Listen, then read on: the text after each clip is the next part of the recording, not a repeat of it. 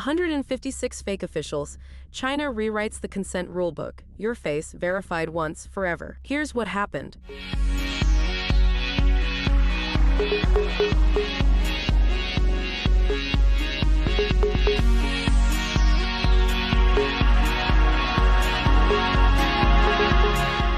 A private investigator opens a case file Monday morning.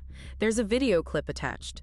Before she can ask what it shows, she has to ask something harder. Is any of it real? That's the new first question in investigative work, and it's breaking workflows built for a different era. According to Cyber News, 156 deepfakes targeted sitting U.S. officials in just 2 years. Donald Trump accounts for more than half. Russian actors are suspected of cloning Secretary Rubio's voice to contact foreign diplomats. If the most recognizable faces in the country can be faked convincingly, the random face in your surveillance photo doesn't stand a chance. Authentication used to come after analysis. Now it comes first, or the case doesn't survive cross-examination. State-level deception is one problem. Documented consent is another, and regulators just moved. An elderly woman in China paid a service to generate AI conversations with her deceased son. Touching, also completely unregulated. That single story helped push Beijing's Cyberspace Administration to draft rules requiring explicit consent before anyone's likeness becomes an AI avatar.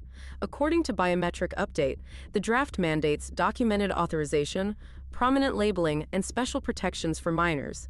Pair that with the U.S. Take It Down Act. Platforms have 48 hours to remove non-consensual deepfakes. For investigators, the courtroom question is shifting from "is this image authentic?" to "can you prove it wasn't altered?" Those need completely different answers. A correct facial match you can't document is a correct facial match you can't defend. If documentation is the new burden, some systems are quietly eliminating the need to re-verify at all. Picture a bouncer squinting at your ID in dim light. Now picture a passport, verified once by a trusted authority, trusted everywhere after.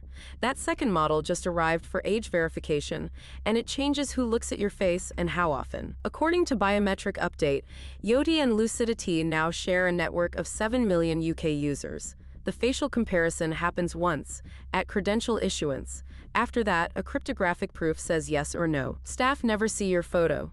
Analysts at Good Intelligence forecast the reusable identity market at $11.4 billion by 2030. The future of face verification isn't more matching. It's matching once and trusting the signature everywhere else. 3 stories, 1 thread.